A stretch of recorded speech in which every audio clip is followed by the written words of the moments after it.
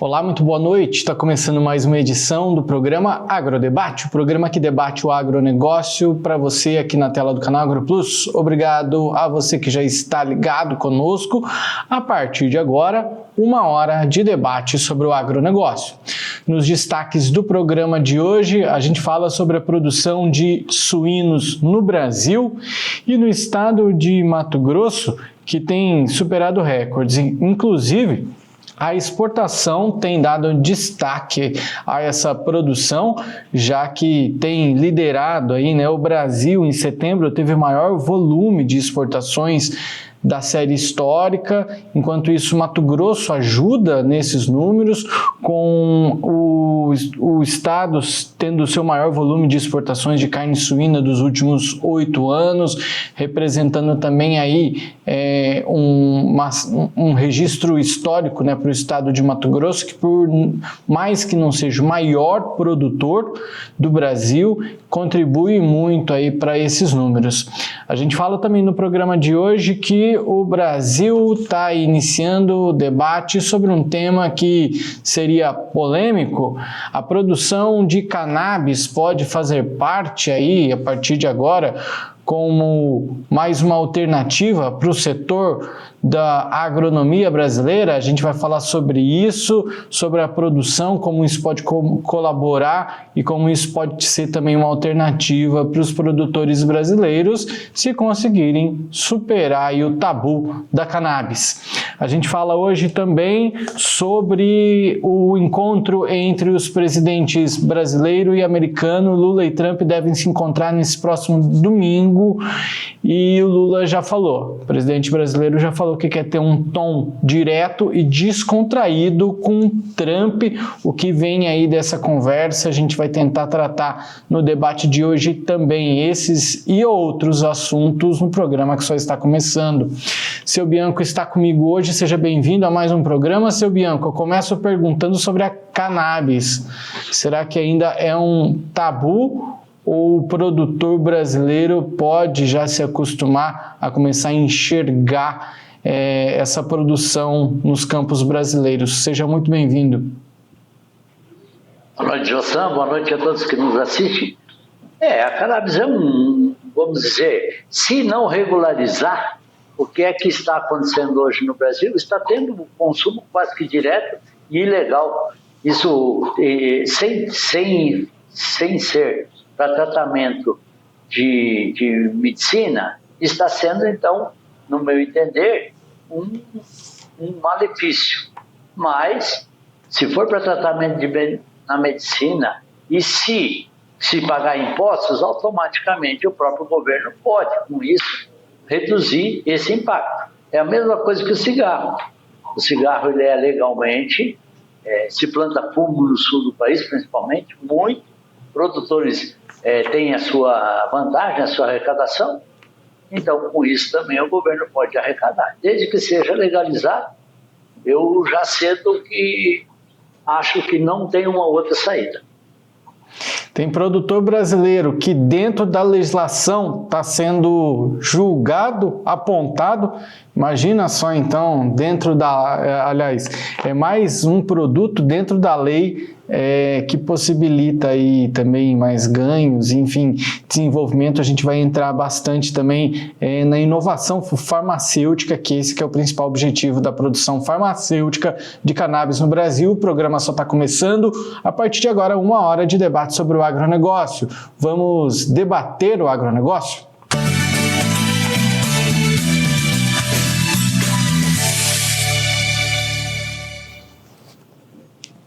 Seu Bianco, nós começamos falando do estado de Mato Grosso, que tem destaque aí na produção de suínos e colaborado também para as exportações da carne suína a nível nacional. Vamos começar pelos números nacionais.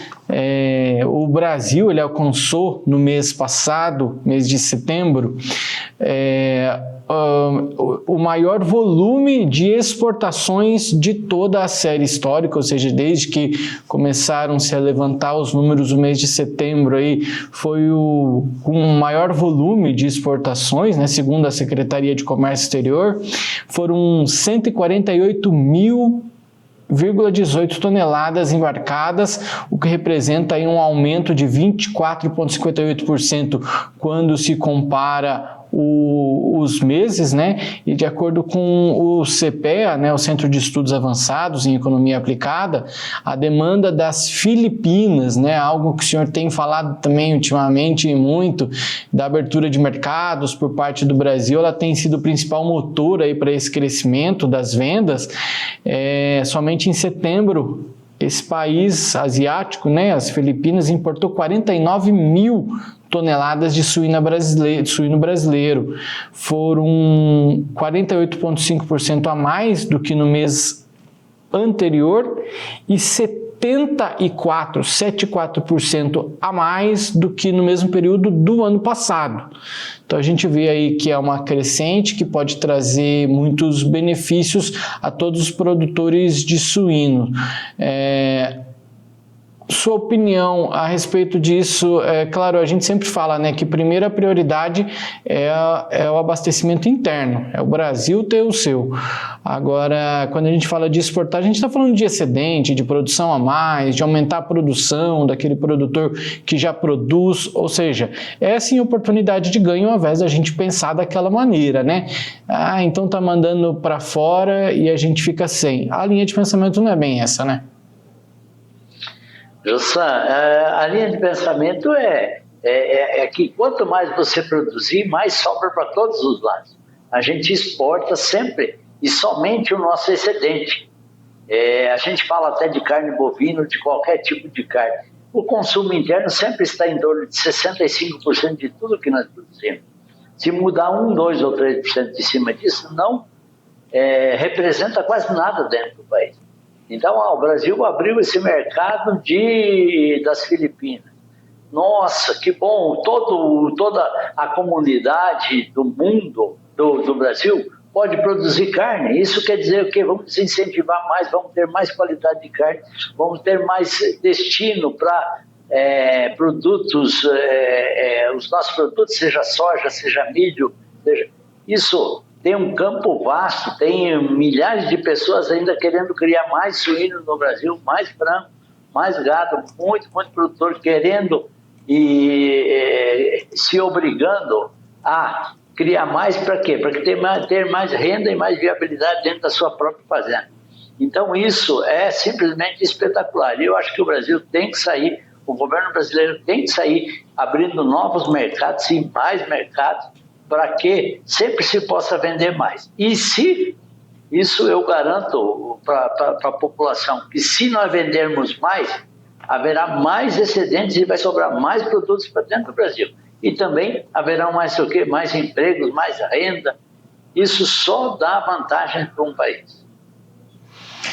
E a gente precisa dar destaque para o estado de Mato Grosso, porque o estado atingiu também nesse mês de setembro o seu maior volume de exportações de carne suína dos últimos 8 anos. Registrou aí uma alta de cerca de 20% em relação ao mesmo mês do ano anterior. Segundo dados do IMEA, né, o Instituto Mato Grossense de Economia Agropecuária, o estado embarcou 3,7 mil toneladas, o que movimentou aí aproximadamente 8,24 milhões de dólares. O desempenho, ele reforça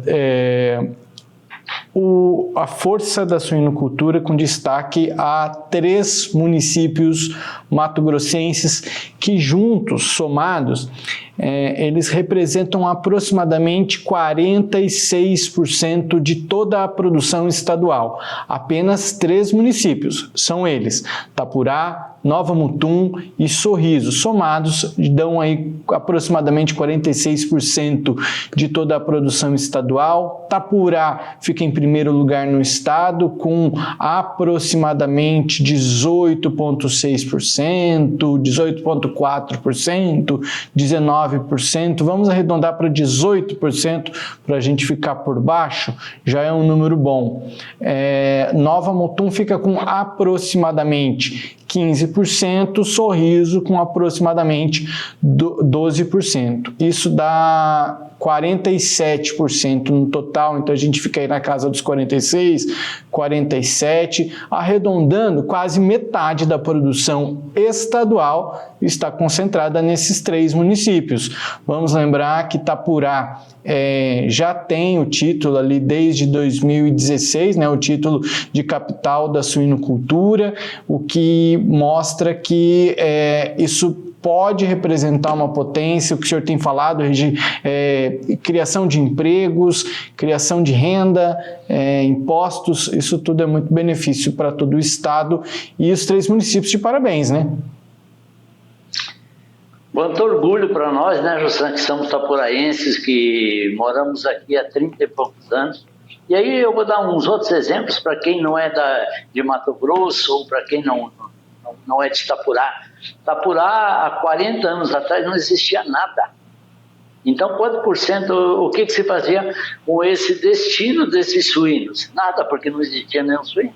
Hoje, a capital da suinocultura, o 5º maior município que produz suínos, e esses suínos eles são vendidos e exportados, um percentual, para outros países, que servem também para alimentar o mundo. Isso também é um grande benefício, pois a cadeia alimentar se dá direito a pessoas de outras nacionalidades a se alimentarem e se alimentarem muito bem. E, consequentemente, nós, do Brasil, do Mato Grosso, e principalmente desses 3 municípios, Itapurá, Sorriso e Nova Mutum, podemos ter um pouquinho mais de renda, os produtores nossos podem angariar mais fundos, e com isso é benefício para todos, para uma cidade, para uma região, para o país ganha impostos com isso, o país consome mais com isso, cada produtor rural que tem mais suinocultura, ele também tem seus funcionários, esses funcionários também têm sua renda, e essa renda é revertida em consumo de algo, que seja outro tipo de alimento, ou também eletrodomésticos, tudo. A pessoa que trabalha com suinocultura, ele é um trabalhador normal, como qualquer outro trabalhador. E ele consome tudo aquilo que qualquer trabalhador consome.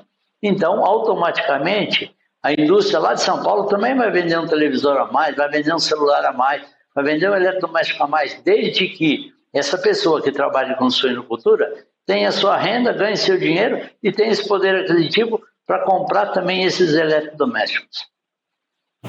Vamos aproveitar que o senhor está falando de geração de renda e empregos e trazer números. Tem um relatório que ele está um pouquinho, talvez defasado, porque é um relatório lá de 2021, mas é o último que se tem da Associação Brasileira dos Criadores de Suínos, e que em 2021 mostravam que o setor de suínos produzia aproximadamente 156 mil empregos diretos.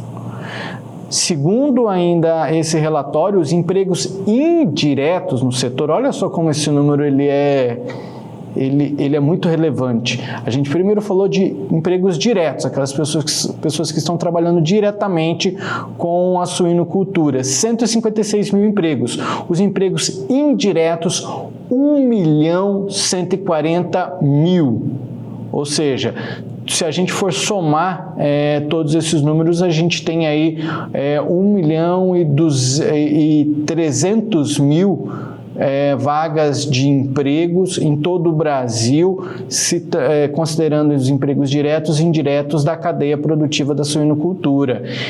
Por isso, a soma direta aí, né, dá esse número, e além disso, a associação aponta que mais de 1.200.000 pessoas vivem diretamente da suinocultura no Brasil. Geração de renda, postos de emprego que são relevantes para números no Brasil, para contribuir com a economia de maneira geral.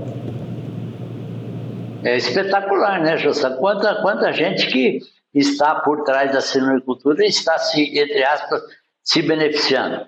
Se beneficia do trabalho e se beneficia dessa renda. Vale aqui abrir números, igual você fala, Mato Grosso, por exemplo, tem um crescimento uma previsão de crescimento de 6% 6,6 esse ano. Então, isso é um dos maiores crescimentos mundiais, né? Não é só do Brasil. O Brasil até cresce bem menos que isso. Mato Grosso é um dos estados que puxa esse crescimento. E o que puxa isso? O agronegócio, quase tudo, suinocultura, bovinocultura, frango, indústria chegando, etanol, com o milho se faz o etanol. Então, muito disso que muitas pessoas com isso se beneficiam disso. Esses dias também eu vi, só para se falar de números, que o presidente nessa viagem estaria fazendo encontros com a Índia, com outros, principalmente com a Índia lá. A Índia está sendo hoje no mundo o país mais populoso e eles estão tendo renda, está tendo essa transição que a China teve. A China está crescendo 4 e pouco por cento ao ano, a Índia está crescendo 6 e pouco por cento ao ano. Então, está tendo essa transição. Então, o país do futuro que a gente possa ver como consumidor mesmo é a Índia. Então, isso é muito bom que a gente vá para a Índia e veja. Na Índia não se come carne de boi, né? A vaca é sagrada. Então, é um mercado que a gente pode entrar com suinocultura e com frango. Isso que o país tem que fazer, é vender bem o país e vender bem aquilo que nós produzimos. Aquilo que você falou há pouco, que nós não... vai faltar comida para nós se nós começar a exportar. Isso é uma grande... são coisas que não se pode acreditar. Se nós produzir, quanto mais nós produzirmos, mais alimento vai sobrar para nós e vai sobrar para o mundo também.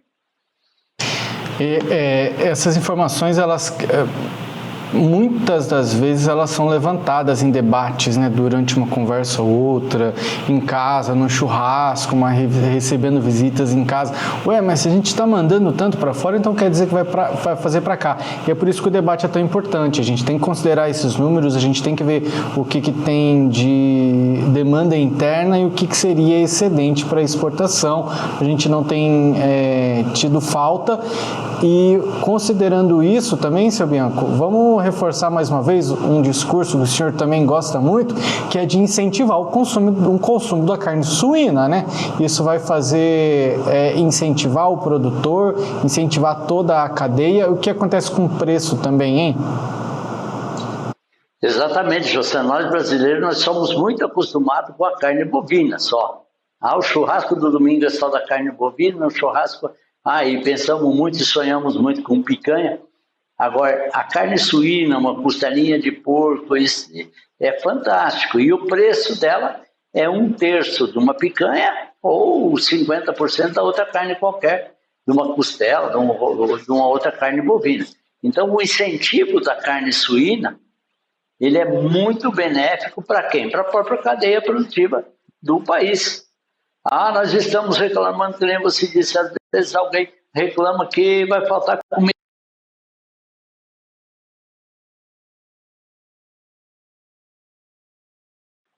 Veja se nos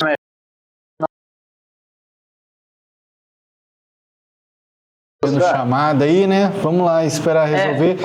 Retorna o discurso aí. Você podia, a gente poderia de repente parar, porque é o seu Josip Cini que está me ligando. Tá, eu vou mover para um outro assunto, já te chamo de volta então.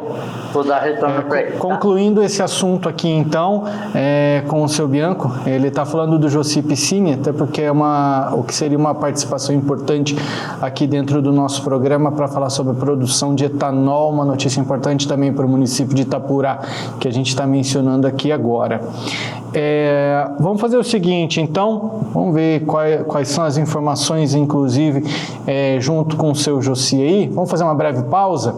No próximo bloco a gente vai continuar falando do estado de Mato Grosso, que já semeou aí aproximadamente 43,57% da soja para essa safra. Vamos atualizar números oficiais do IMEA e que, inclusive, aí representam um avanço, uma melhoria para o estado de Mato Grosso. A gente continua falando sobre o estado já, o intervalo é bem rápido e já voltamos.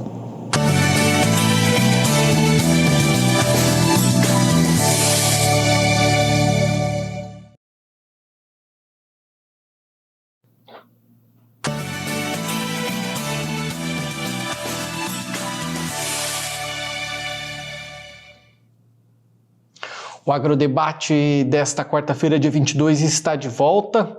Antes da gente continuar com esse próximo assunto, né, da semeadura da soja no estado de Mato Grosso, só fazer um convite para você que nos assiste para acompanhar o Agrodebate de amanhã, que a gente vai conversar sobre o início das operações da RRP Energia no município de Itapurá, no estado de Mato Grosso. Eu já convido o seu Bianco para fazer parte, mais uma vez, aqui da nossa bancada, seu Bianco, inclusive o presidente e fundador do Grupo Piscine, o Josi Piscine, estava te ligando aí justamente para dizer que aceita o convite, né? A gente já está tentando há alguns dias a participação dele aqui no programa. Então, para amanhã está confirmada a participação do Josi Piscine para a gente falar um pouquinho de números da RRP Energia e desse marco histórico para o estado de Mato Grosso e para o município de Itapurá, com o início da produção de etanol de milho a partir da RRP Energia, seu Bianco. O seu Josi Piscine, do Grupo Piscine, é uma pessoa fantástica, um investidor nato de vidas aí que vieram para Lucas do Rio Verde e hoje trazendo essa benção dessa grande indústria para o município de Itapurá, para a população do Mato Grosso, para energias renováveis, alimentação de animais. Então, vamos explorar ele e com muita satisfação ele confirmou que amanhã ele vai estar conosco. Amanhã, então, uma entrevista exclusiva para você que acompanha o Agrodebate. A gente vai falar, então, com Josi Piscine, fundador e presidente do Grupo Piscine, representando aí amanhã a RRP Energia, usina de etanol a partir do milho, que acaba de entrar em funcionamento no município de Itapurá. Amanhã, então, esse debate incrível com muita informação para você. Não perca, o convite está feito. Seu Bianco, a partir de agora a gente fala mais uma vez da semeadura da soja, agora a gente fala mais especificamente do estado de Mato Grosso. No início da semana a gente havia conversado sobre os números a respeito do Brasil de maneira geral. Na segunda-feira também foram divulgados do Instituto Mato Grossense de Agropecuária, o IMEA, que são dados oficiais e que mostram, né, aí inclusive que o estado atingiu aí a semeadura da soja para essa safra 25-26, uma porcentagem de 43,57% das áreas previstas. Estamos chegando na metade. Esse é um momento propício, inclusive, que as chuvas estão se regularizando. A gente já conversou também sobre chuvas por aqui. Eu lembro que eu vi, e hoje, mais uma vez, tornei a ver mais uma previsão da Pátria Agronegócios, que é uma empresa especializada em consultoria do agronegócio, e eles, por vezes, divulgam, né, esses números e essas previsões de chuva, segundo a previsão aí para o estado de Mato Grosso. Claro que o estado é muito grande, a gente está falando também de uma extensão territorial muito grande, então vai variar, mas vamos focar aqui na nossa região onde nós estamos, no Médio Norte mato-grossense, a região maior produtora, inclusive do Brasil, né? Sorriso, liderando números aí. Essa região, ela deve ter, segundo as previsões da Pátria Agronegócio, chuva aí até hoje, amanhã, uma chuvinha, e aí deve passar mais alguns dias sem chuva. Na semana que vem, pelo que eu vi, no dia 28, volta a chover, e uma concentração grande já na semana que vem, viu, seu Bianco? Com grandes números para a semana que vem, mas enfim, a partir desse momento, o produtor, ele está de fato colocando a semente no chão. Esse é o momento mais propício. Aquele produtor, como a gente conversou também em outra oportunidade, que decidiu esperar, ao invés de já semear desde o início da liberação do plantio, depois do período do vazio da soja, né? Agora tem aí essa oportunidade mais propícia com a regularização das chuvas, que inclusive é um fator determinante para esse aumento aí dessa porcentagem de semeadura, segundo o IMEA, seu Bianco. Mato Grosso sendo Mato Grosso na época das chuvas, né? Então, regulares, as chuvas estão vindo conforme você falou, com previsão de chuva. Hoje mesmo choveu aqui em Itapurá, então está sendo espetacular. Como sempre, né? Esse estado é maravilhoso e essa chuva é muito abençoada.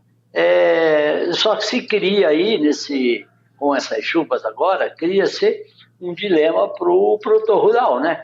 O produtor ele já tinha lançado o adubo a campo, então ele pode hoje, com essas máquinas fantásticas, essas plantadeiras grandes, ele pode plantar uma quantidade enorme por dia, né? Pode plantar de dia e de noite.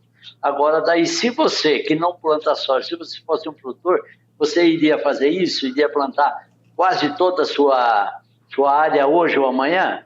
E aí você, de repente, lá na frente, cria-se um problema, que é o quê? Centralizar a colheita. Aí vamos dar um exemplo. Vamos dizer que dia 1º de janeiro estaria tudo sua soja prontinha para colher.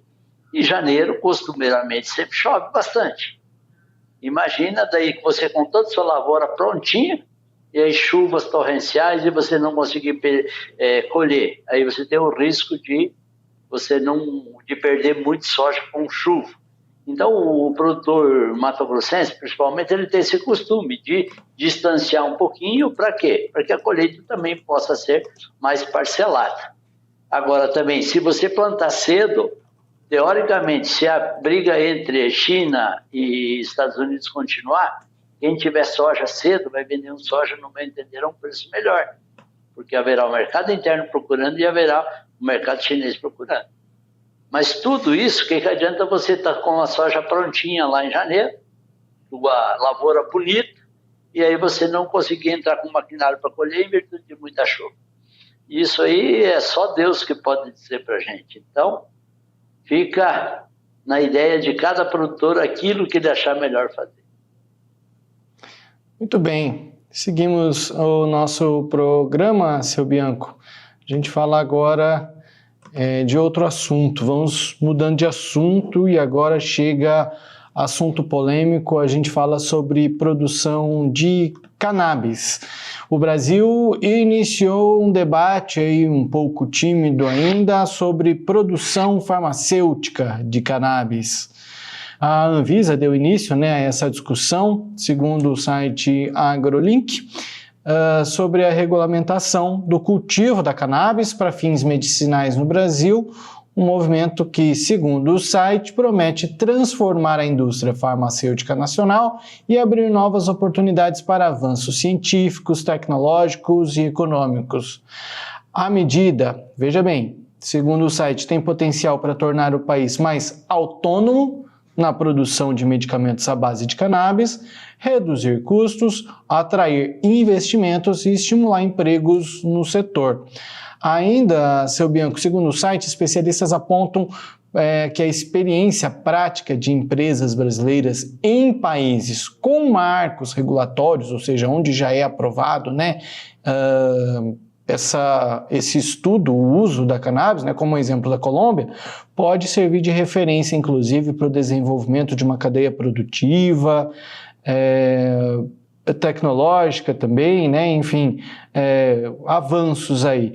O objetivo é garantir a padronização e rastreabilidade no plantio, que é muito importante, estar rastreável, fortalecendo a produção nacional e cria um ambiente propício para pesquisa. E aí vem, eu acho que são pontos que são importantes, inovação tecnológica e desenvolvimento científico. Eu gostaria de trazer essa discussão, seu Bianco, junto ao senhor. É claro que quando a gente fala de cannabis, até poucos anos atrás, pouco tempo atrás, o Brasil nem considerava. Hoje o plantio, regularizar, só que essa já é uma tendência que ela está como a gente pode dizer, sendo difundida aí no mundo afora, outros países regulamentando. Se a gente não vendo os avanços da indústria a respeito desse assunto, se a gente não se inteirar, a gente acaba ficando para trás. Então é uma tendência internacional, a gente está tendendo também a se adaptar. E aí é claro que é importante a gente trazer a debate a inovação que isso pode representar. Eu queria trazer a Embrapa para dentro disso, porque a Embrapa sempre colaborou e muito para o desenvolvimento de pesquisas e estudos que garantem mais confiabilidade, garantem mais desenvolvimento, enfim, mais qualidade para as nossas pesquisas, para os nossos produtos. Então, isso pode representar para o senhor que a gente sabe, né, que até pouco tempo atrás, como eu já falei, não se considerava. Na sua cabeça hoje, já podemos ver produtores rurais aderindo a esse novo tipo, se é que a gente pode chamar assim, de produção? Jossan, eu já estou cedendo, porque a cannabis, ou seja, a maconha, né, ela já é um produto que já tem provas de que ela, medicinalmente, ela tem suas grandes vantagens. Então, por que é que o mundo vai deixar de explorar isso e ter esses benefícios? Simplesmente porque a maconha era algo proibido. Então, tem que se ajustar, o país tem que se ajustar, tem que ter uma padronização, tem que ter rastreabilidade, tem que ter principalmente o foco farmacêutico, tem que fazer isso daí. Que daí o que acontece? O próprio país regulamentando isso, legalizando isso, o próprio país pode arrecadar impostos em cima disso. Porque, francamente, hoje tudo é importado ilegalmente, tudo por, entre aspas, assim, parece-me que quem domina tudo isso são facções. Essas facções, elas tomam conta, o país não arrecada, o país só tem despesa com isso. Então, e não são usados, ela não está sendo usada para um foco farmacêutico. Então, o que é que podemos fazer? O que é que devemos fazer? Mudar o foco. O cigarro mesmo no Brasil, como comentei no início, o cigarro mesmo no Brasil ele é produzido e bom, ele faz mal. Ele faz mal, mas de tudo, o preço do cigarro, quando o fumante compra 70%, 80% do valor que ele está pagando, ele vai para o governo como IPI e esse imposto é revertido em futuras medicinas para custear esses problemas que o cigarro possa causar para essas pessoas mesmo. A maconha, ela vai ter algum problema, vai ter exageros, vai ter. Como a bebida alcoólica tem também, a bebida alcoólica, todos nós bebemos, e ela causa muito prejuízos também para a nação. Uma pessoa bebe, bate o carro, briga, entendeu? Então, mas ela é legalizada. E o governo, com isso, tem prejuízo, mas também tem arrecadação. Então, se mantendo isso comercialmente e legalmente, eu penso que já está na hora do Brasil também se adequar, porque muitos outros países estão fazendo isso. E considerando o estado de Mato Grosso, o Brasil, de maneira geral, é um país agrícola, né? Tem potencial para isso, então a gente pode enxergar como uma nova possibilidade. O senhor bem mencionou a dependência de importação, o que faz com que produtos, porque a gente está falando, na verdade, principalmente de pessoas que, segundo prescrição médica, precisam de medicamentos à base do THC, que está presente ali na planta, né? Então, Mato Grosso, com esse forte potencial, terras disponíveis, infraestrutura para uma produção em larga escala, daí fica a questão, né? Será que o cultivo da cannabis vai exigir instalações especiais? A gente vê aí, porque é um assunto muito novo, quando a gente vê aí a produção em assuntos normalmente policiais, né, apreensão, normalmente a planta está numa estufa, então precisa de uma adaptação, de uma maneira, a céu aberto, como é que funciona? Precisa de uma adaptação também de todo o setor, não quer dizer que com o avanço dessa discussão, né, que é o que está acontecendo a partir de agora, a gente já vai ver aí a partir de amanhã, na semana que vem, aí plantas de cannabis espalhadas aí pelos campos. Eu acredito, Jossan, que isso será mais o pequeno produtor, porque até que a gente aprenda a esse plantio, se você quiser começar a se largar em larga escala, plantar enormes fazendas, eu acho que isso tem uma probabilidade muito grande da pessoa não ganhar dinheiro. Tem uma probabilidade de essa planta não dar certo em determinados locais.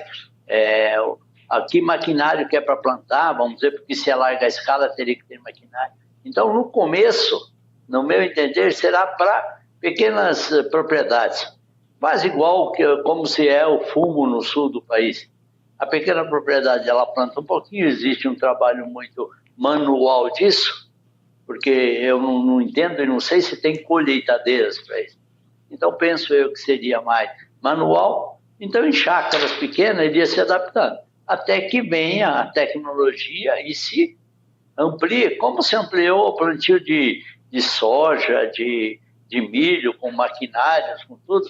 Aos poucos a indústria vai se adequando e vai se adaptando à própria colheita. Então, isso serão muitos empregos criados que hoje, no meu entender, todos eles, não sei se a palavra correta é essa, mas são todos distorcidos, não vêm dentro de legalidade. A importação é fora dos trâmites legais, vamos dizer, tudo dentro de problemas que não se importa legalmente, né? Então, isso é muito complicado para o país. E o país não arrecada, o país só tem despesas com fiscalização, com correr atrás. Então, o que tem que fazer? Legalizar e só aquilo que eu falei primeiro, padronizar, rastreabilizar e ter principalmente o foco farmacêutico, que é para a medicina.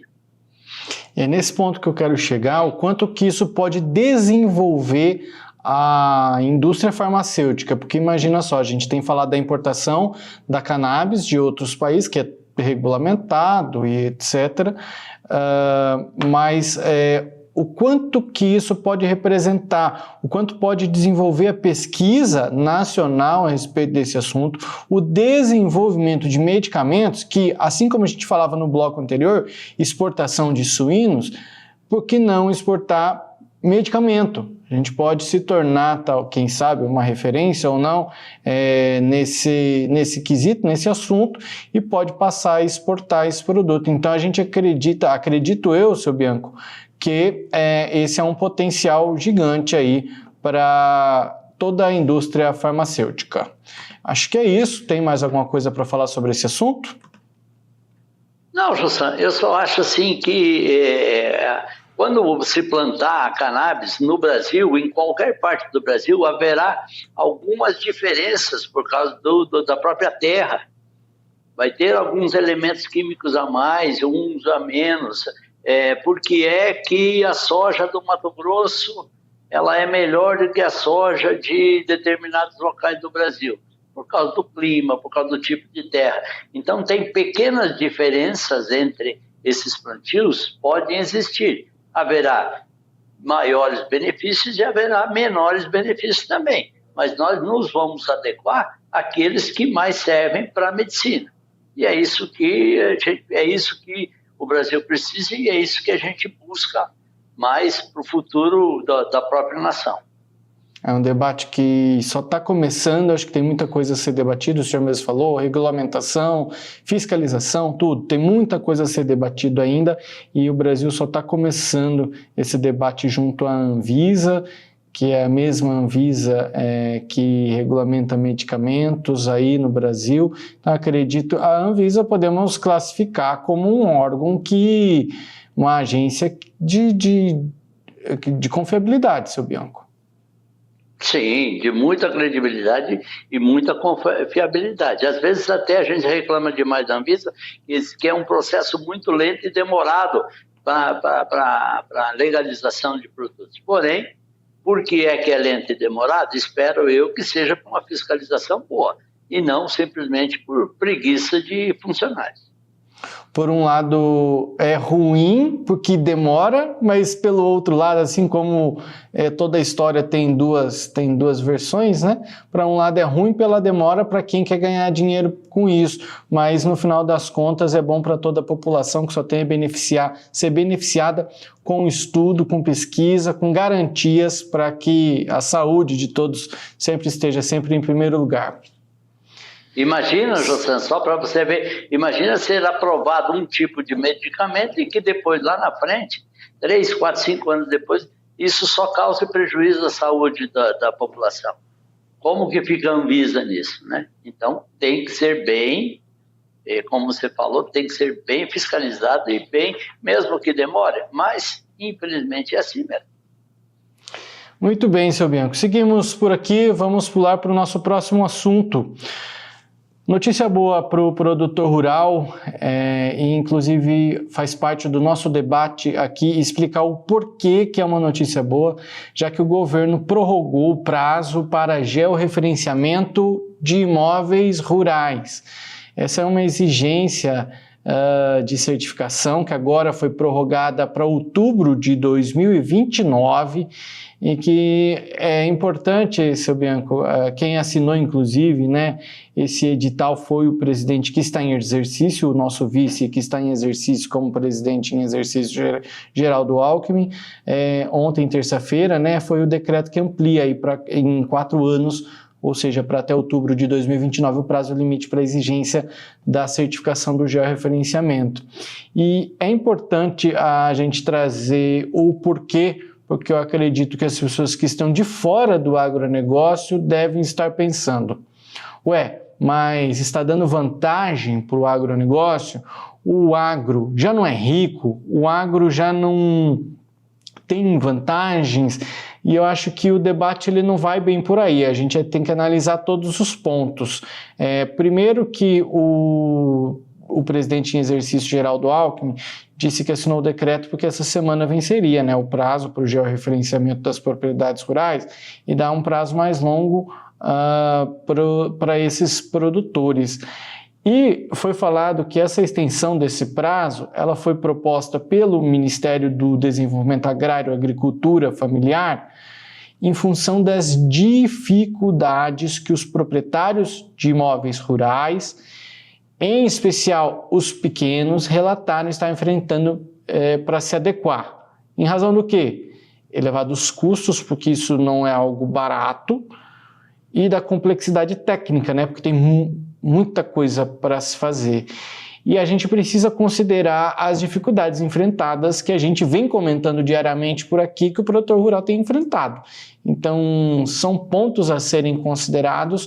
O produtor rural sempre foi aquele que se pagou suas contas certinho, sempre foi o mais correto, e ultimamente a gente tem visto uma inadimplência grande, mas não necessariamente por má administração do dinheiro, e sim por conta das condições que o país tem apresentado a esses produtores.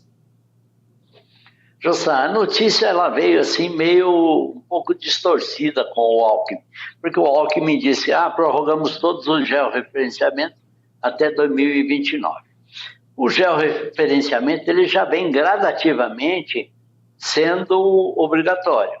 Primeiro, há uns 10, 15 anos atrás, as fazendas acima de 10 mil hectares precisavam ser georreferenciadas, depois veio para 1.000, depois veio para 500 e hoje está em a obrigação de acima de 25 hectares é obrigado a ter. Então, teoricamente, quase todos os produtores brasileiros acima de 25 hectares, eles já têm o georreferenciamento. Qual era o grande problema? Que agora, dia 29, dia 21, final de novembro, seria obrigado a todas as fazendas, qualquer chacrinha.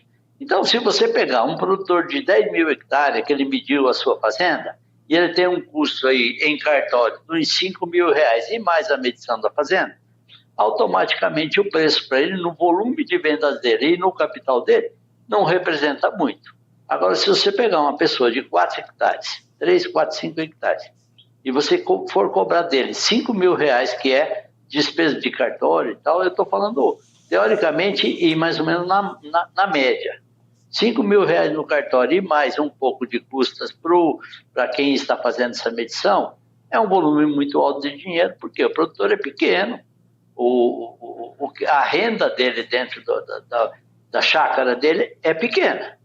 Então, dessa maneira, os custos ficariam muito altos para essas pessoas. E um processo desse, ele custa R$5.000 mais ou menos de cartório, mais o serviço do cartorário, mais o serviço de quem faz o gel, do profissional que faz o gel. Esse serviço, ele varia muito de acordo com como é essa chácara, como é essa fazendinha de 25 hectares. Se ela fizer divisa com um rio, automaticamente deve ser colocado marcos em cada curvinha desse rio. Então, o custo disso também é muito elevado, dependendo de qual é o imóvel. É bom também deixar claro, Jossan, que os loteamentos hoje já são obrigados a fazer isso. Qualquer loteamento de um terreninho dentro da cidade, ele é obrigado hoje a ter o georreferenciamento. Tem o georreferenciamento do loteamento total e tem o georreferenciamento de cada lote lá, seja ele de 390 metros quadrados. Os 4 pontos, ele tem que ter os 4 pontos dentro do... Então, penso eu que foi ótima a prorrogação, porque se um produtor rural ele não quiser fazer o seu georreferenciamento agora, deixa para depois, porque esse pequeno produtor ele teria um custo muito elevado. E o objetivo principal é que não se cause custos quando se acumula muito os trabalhos. Tem muita propriedade pequena no Brasil. O que ia acontecer isso? O Brasil inteiro iria correr atrás desses técnicos para se fazer isso. É aquilo lá que haveria uma procura muito grande e uma demanda de gente, pessoas que possam fazer esse serviço muito pequena. O que haveria com isso? Automaticamente aumentaria o preço. Então, eles fazem isso, aí espicha-se um pouquinho mais, se dá tempo, que cada um. Agora, é bom que o produtor que tenha lá seus 20 hectares de 20 a 25, corra atrás agora, sem muito prazo, e que não deixe para as últimas horas. Vai ter um custo agora? Tem, mas porém esse processo, isso aí define sua localização exata, você nunca vai brigar mais com vizinho nenhum. Antigamente se colocava um marco lá, o marco que a gente diz, você colocava lá um pedaço de madeira na divisa entre eu e o meu vizinho. Se eu brigasse com o vizinho ia lá, mudava esse marco, 5 metros para lá, ou 3, 4 para cá. E ninguém sabia o ponto certo. Hoje se coloca um marco de concreto, esse marco de concreto ele tem coordenadas de satélite, o vizinho pode ir lá mudar 5, 10, 15 metros para qualquer lugar que não vai adiantar em nada. Por quê? Porque o que vale é a medição do satélite. Então isso é mais segurança. Quando você precisar vender sua propriedade, se você quiser vender sua propriedade e tiver um americano querendo comprar, você só manda as coordenadas para ele e fala, olha aqui, ó, minha área é essa aqui, ó. Ele entra lá no Google, ele vai ver sua área exatamente aonde é e como é e com segurança. Essa segurança ela também está atrelada a conseguir, por exemplo, financiamento, porque se você vai tentar um financiamento, muitas vezes a propriedade ela está como garantia, ou alguma outra coisa ali ela está como garantia, ou imagina só você colocar uma construção financiada pela Caixa, por exemplo, em cima de um terreno e depois descobrir que não está no lugar certo. Imagina, é um dinheiro, por exemplo, para a Caixa que vai ficar retido e ela também não vai conseguir movimentar. Então, por isso que ele se torna importante também, né? Eu até dei risada, porque daí se acaba aquele negócio de você pegar e ir num banco, pedir um dinheiro emprestado, ia lá e mostrava a terra do vizinho, porque a terra era melhor. Olha, é aqui, ó. Até aqui. Tá bom. E o banco acreditava. Quando ia ver, mostrou-se a terra do vizinho, a terra dele nem era em Itapurá, era lá em Juara, entendeu? Então, existia muito esses problemas. Hoje, graças a Deus, não existe mais. Hoje, o banco nem vai na propriedade para fiscalizar. Ele vê por coordenadas, ele vê... Então, isso facilita e dá segurança ao banco que empresta dinheiro e para você que precisa pegar. Muito bem, seu Bianco. Assunto acho que encerrado por aqui, a gente continua também de olho. Já te chamo de volta. A gente vai fazer o último intervalo comercial de hoje. Esse bloco foi extenso, hein? No próximo bloco vai ser curtinho também, resta pouco tempo até o programa acabar. No próximo bloco a gente fala sobre o presidente Lula, que deve se encontrar com o presidente Trump nesse domingo, viu? Lá na Malásia. A gente vai trazer as informações do que Lula espera para esse encontro. Diz que quer um tom direto e descontraído com Trump. Como que vai ser esse encontro, hein? O intervalo é rápido, a gente já volta.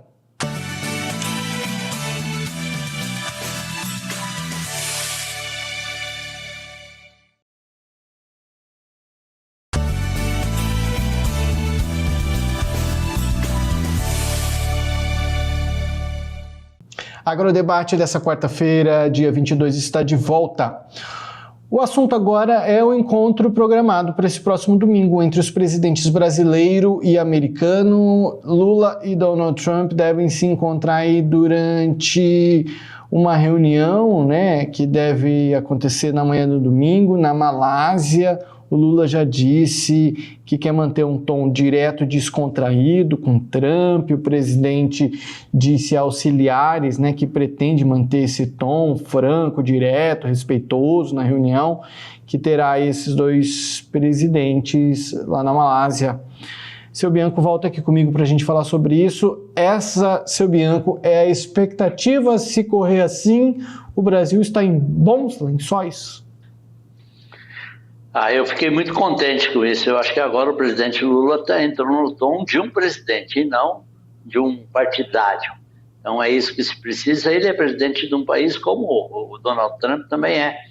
Então eles têm que pensar que eles não podem beneficiar alguns poucos e prejudicar muitos.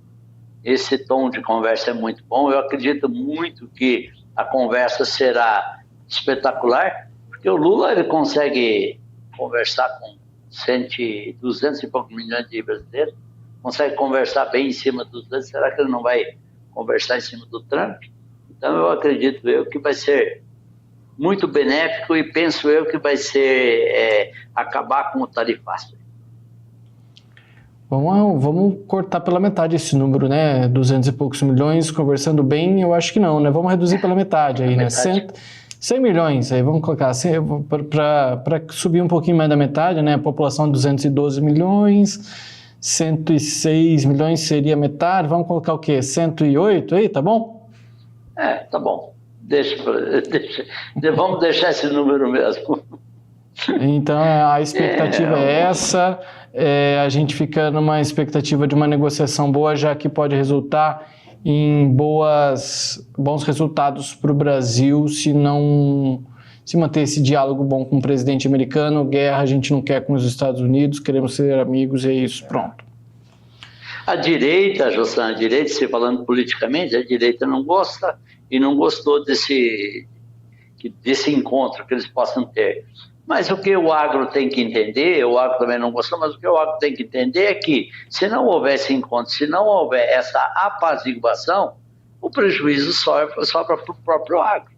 Então o importante de tudo isso é que se acabe com o tarifaço, e penso eu que nessa reunião haverá conversas, bem como você disse aí, direto, descontraído, e nenhum deles vai ser agressivo. Muito bem, essa é a expectativa. Na segunda-feira a gente deve voltar a falar sobre esse assunto. Vamos ver como é que rolou essa conversa entre os dois lá na Malásia no domingo. Seu Bianco, nosso último assunto, restam uns 5 minutinhos para a gente conversar, vai ser bem breve. A gente vai falar sobre inclusive, tive que pesquisar como que se pronunciava esse nome, Maersk. Eu falava Maersk.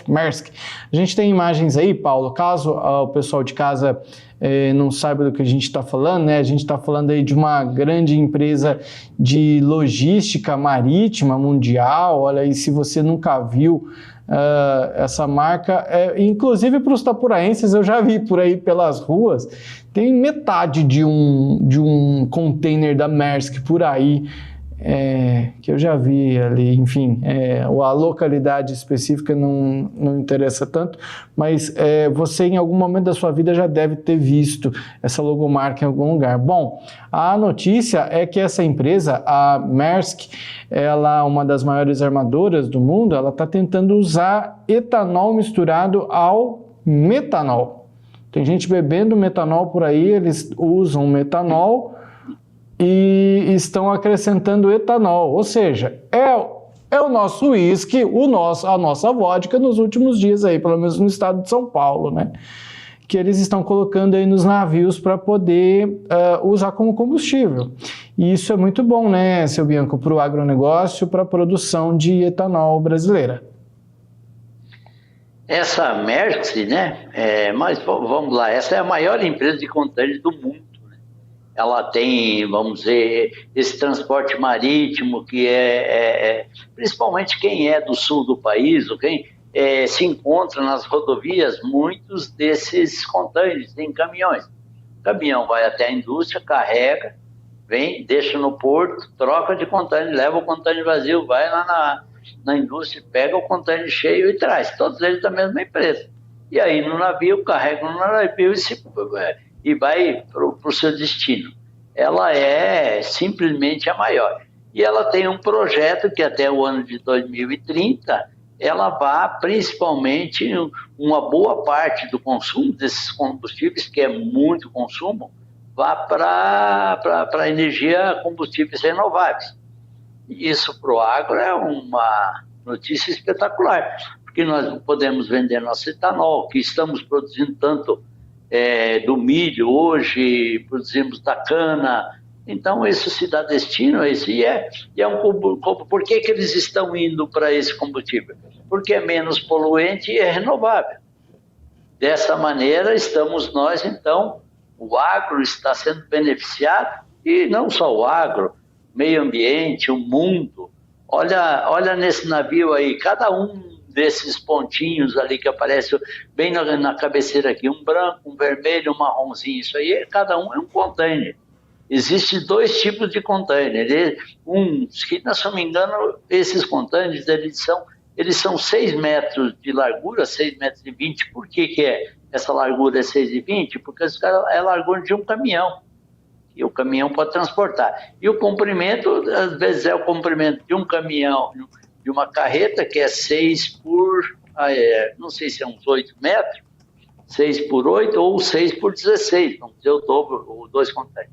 Eu não sei se o comprimento é exatamente ou não. Olha nessa lateral agora aqui, você pode olhar que tem uns pequenininhos ali, ó.